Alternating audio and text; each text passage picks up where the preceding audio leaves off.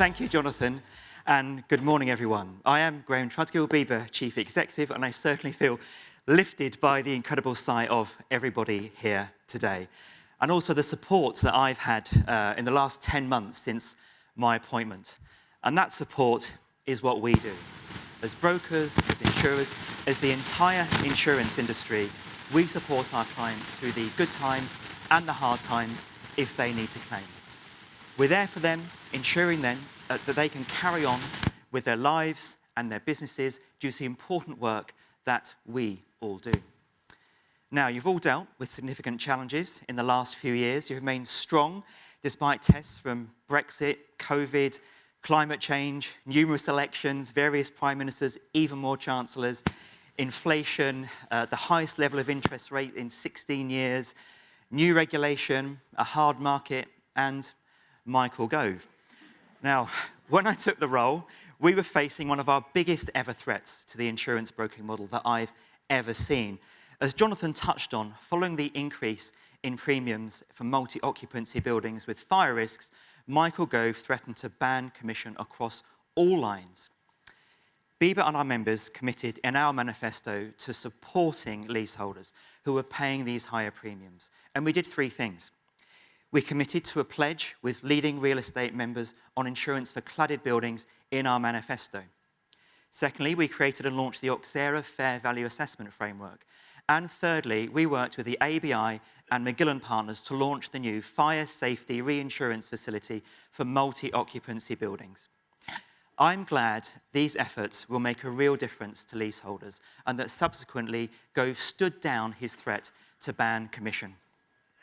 But this is just one issue, and we can't pause for breath. There are new risks every day. Global instability is on the rise. So, what's next? Well, we have a continued war in Ukraine, a deteriorating situation in the Middle East, and raised tensions in the South China Sea.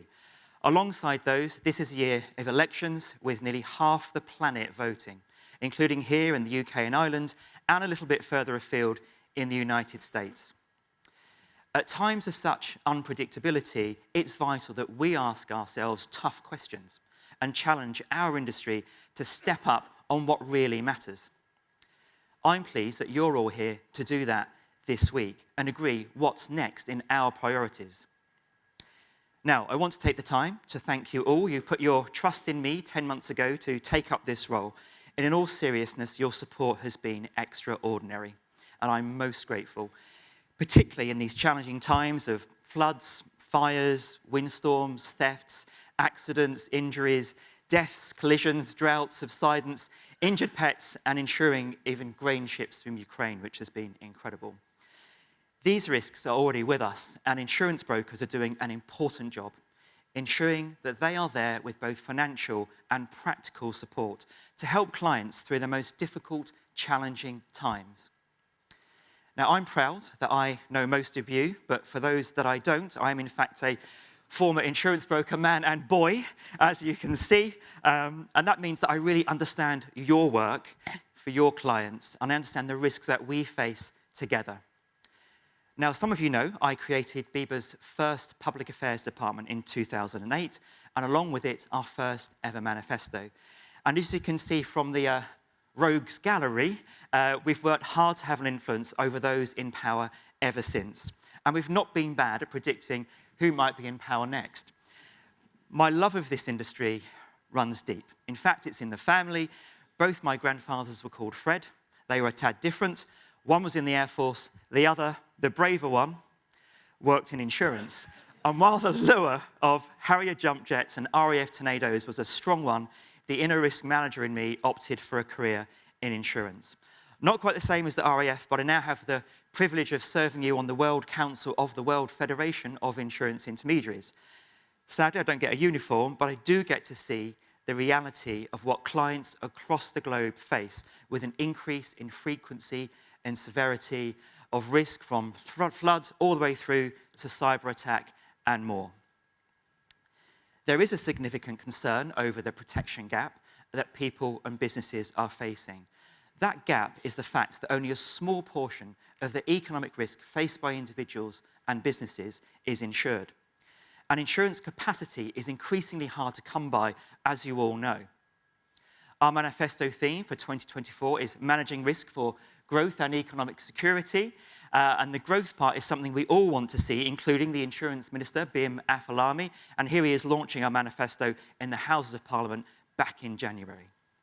Now, nothing moves without insurance. Planes don't fly, houses don't get built, and we couldn't hold this conference. So it is vital that we close this protection gap. So my call to our industry is to innovate, to cover new risks, not to exclude them. There is still much work for us to do to better protect our clients, but that will only be done if we work together. Working together is at the core of why I believe this industry is special. And you will do it throughout this week. Through allyships, we can work together for the greater good. BIBA has achieved some great progress via allyships during this last year, with the ABI and Magellan partners on the Fire Safety Reinsurance Facility. And we have allied with the LMA and LIBA in looking to reduce the scope of the FCA consumer duty to, well, consumers.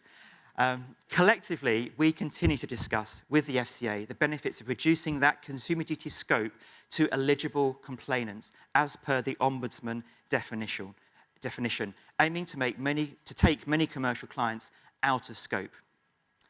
We have great allyships with the CII. Our joint broker assessed training tool helps to provide training for over 16,000 individuals a year. And BIBA worked closely with ELTO to help achieve the positive ICOB change around ERN collection rules. This week, BIBA, the ABI, and the IUA united with GCHQ's National Cyber Security Centre to launch new guidance on how organisations can prepare and respond to ransomware attacks. I was also delighted to welcome Flood Re into the BIBA family as a partner and to promote the excellent Build Back Better initiative to help people make their homes more resilient to flood. Working as allies, we help people find insurance through our flood insurance directory and our signposting agreement. And our Deputy Head of Comms, Leanne, would nudge me at this point to say, remember to mention the signposting agreements that BIBA has, not just on flood, but on age and on people with medical conditions and disabilities seeking travel and protection insurance. We also have an important commitment to help our armed forces and their families obtain suitable insurance through the Armed Forces Covenant. Some of you in the audience today, including Tobias and James, have served in the forces, and thank you to all of those who serve our country during these unstable times.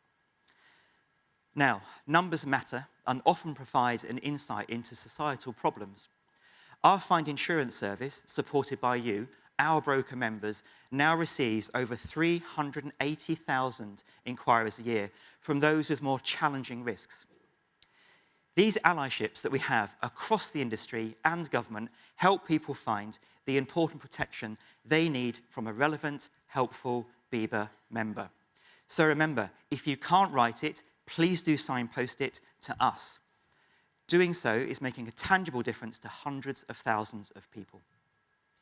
Now, I can't promise to reach that number, but you have my commitment that I will personally lead our contact program to see as many industry leaders, members, government officials, politicians, and relevant stakeholders as possible in order to ensure the best outcomes for you, our members, and your clients.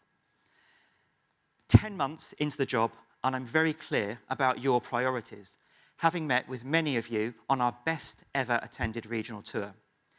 You want us to continue to invest in the future, and I will ensure that happens. Investment is my commitment to you, and I'm pleased to report that investment is already paying off. We will be promoting brokers like never before. We will only have succeeded until people outside this room start seeing us on the news and media outlets. And as one member said to me recently, he was quietly having his breakfast, sitting in his PJs when he switched on the TV, and then he choked on his cornflakes seeing me on BBC Breakfast. So sorry for that scene. But as Jonathan set out, we've ramped up our investment to support you, our members, with the Auxerra Fair Value Assessment Framework, with new roles created in our public affairs and regulation teams.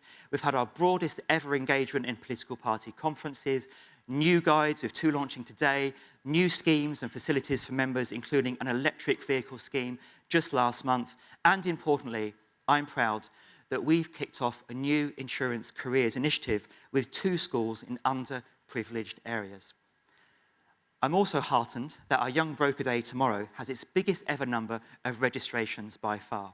And thank you to ICANN, the Insurance Cultural and Awareness Network, for your support with this. ICANN are one of our partners on ESG, a subject very important to BIBA, and we've reduced our carbon footprint for this event, and we've also become corporate members of the Woodland Trust, helping to create, restore and protect UK woodland. And we've donated to their Smith Hills estate in Greater Manchester. At this year's conference is our Cyber Hub, sponsored by CFC, and cyber risk is a serious and growing challenge. So please pop along and speak to the tech experts there to get the very latest on what's next for cyber risks and how we can mitigate them and support our clients with a comprehensive service if the worst happens. Please also take the opportunity to say hello to the brilliant members of the BIBA main board this week. It makes me proud that that board is made up of small brokers, regional brokers, large brokers, international brokers, wholesale brokers, network brokers, MGAs, a consumer champion, an independent chair, and the executive as well, of course. It's a broad church, and being truly representative of our membership is so important. I believe we're in great shape to meet the needs of all types and sizes of broker. That will make us stronger and a more resilient industry. That is important, as we will never know exactly what's next, as Clive found out when he was sitting in the BBC newsroom one week and then found himself wearing a bulletproof vest on a Ukrainian rooftop the next week as missiles hit the area all around him.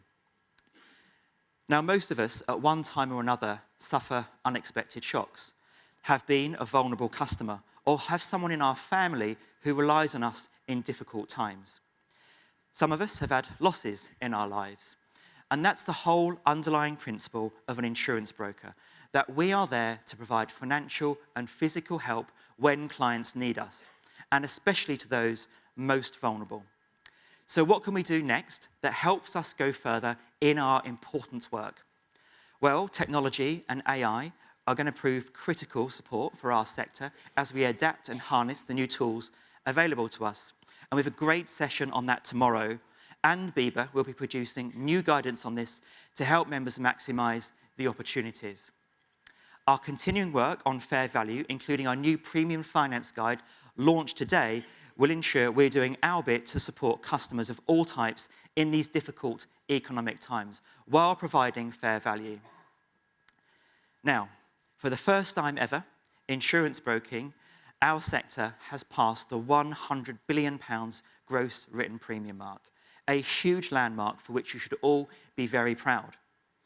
Yet despite that, we recently received a letter from a small regional broker saying he was having to sell up, as he just couldn't keep up with the influx of new and demanding regulation from the FCA. I think you'll agree that finding a professional broker put in that position is not right. So I want to remind the regulator today that we are a low-risk sector and we do not pose a systemic risk.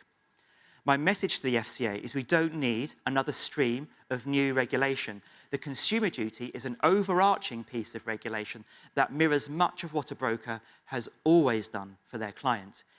We are run by qualified professionals, and importantly, we are the agent of the client. So please give us a period of stability, allow us to breathe, to focus on clients and new innovations. Give us the economic environment so we can help startups become scale-ups. I'm pleased to report that there is a strong engagement now between BIBA and the regulator, and we welcomed the FCA Insurance Director to our main board meeting. And I also recently introduced the first ever series of formal liaison meetings between the FCA and our advisory boards and committees. And I believe they were really, really constructive, and I also hope they give the regulator a much better understanding of our sector, especially on matters like fair value, claims, and reporting. The FCA Chief Operating Officer is speaking here tomorrow, and the first time since before COVID, the FCA has a stand here. So please do go and visit their stand, but no throwing tomatoes, okay? Now, new and demanding regulation has required significant resource from our sector. It is vital for competitiveness and growth of the UK that we get regulation right. And as one government director general said to us recently, regulation is like Bananarama. It ain't what you do, it's the way that you do it. Now, there is some good news. 6 years ago, we used our manifesto to make a call for the introduction of a growth and competitiveness objective on the regulator. It took a while, but I'm delighted to see this long-term BIBA lobbying objective is now removed from our manifesto. This change was finally enacted in the Financial Services and Markets Act. Our focus is now on the external scrutiny of any new proposed regulation for our sector going forward. And we've done this recently, following the regulator's new proposals to name firms being investigated, even though on average, 2/3 of these firms are proven completely innocent.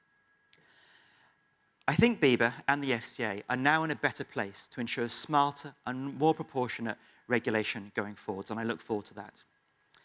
Now, today, I'm delighted to welcome over 140 international delegates from 20 countries covering 5 continents to the BIBA conference. You are very welcome, and the sun does shine here sometimes in Manchester.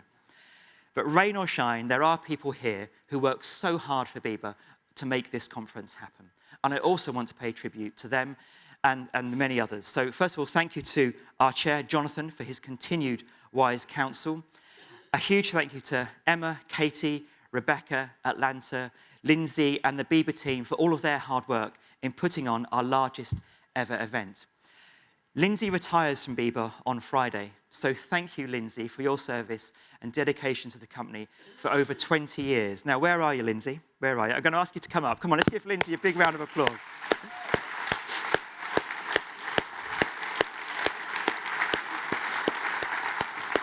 Well done, you. Well done. Give everyone a wave. Give a wave to Gus. Go on, give a wave to Gus. Well done. Thank you. Thank you. Want to say anything? No. Okay, thanks, Linz. Thank you. Thank you. I also want to thank our record number of sponsors this year, led by our main sponsor, Aviva. Thank you very much to them. And thanks to the BIBA's team, especially my strategic team of David, Emma, Nicola, Pam, and Alistair, who've all led vital projects for us this last 10 months. And thank you to the 200 members who sit on our boards and committees offering their time for free. We couldn't do it without you. And let me give a shout out to one of those members, John Batty, my personal hero, who's fought off several terrible bouts of COVID and has helped us so much with the cladded buildings issues.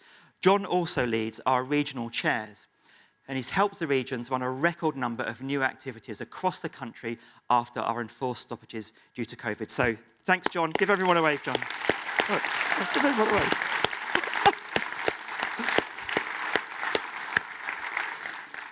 A huge thank you to all of the exhibitors who've brought our conference to life with their Technicolor array of stands. But most importantly, I want to say a heartfelt thank you to every one of you for coming to Manchester and being part of this amazing community. I know you'll have a great couple of days networking, trading, learning and earning some CII official CPD points. And I hope to see you for a chat and a discussion about what's next while you're here. I'm pleased that we're serious about what it is possible that we need to do. It's always easier to be negative, but that wouldn't be right because I honestly feel extremely positive about our future. As I hope you will all see this week, there is so much potential within our sector, within BIBA, and don't let the doom and gloom of Clive's News at 10 headlines take away from your ambitions and plans. Together, we are so strong, we really can make a difference for the people who need us the most. And together we're making investments, building allyships, and shaping the future. And together we're asking what's next, not to create fear, but to identify the challenges and the opportunities, because together we can realize our potential. Thank you.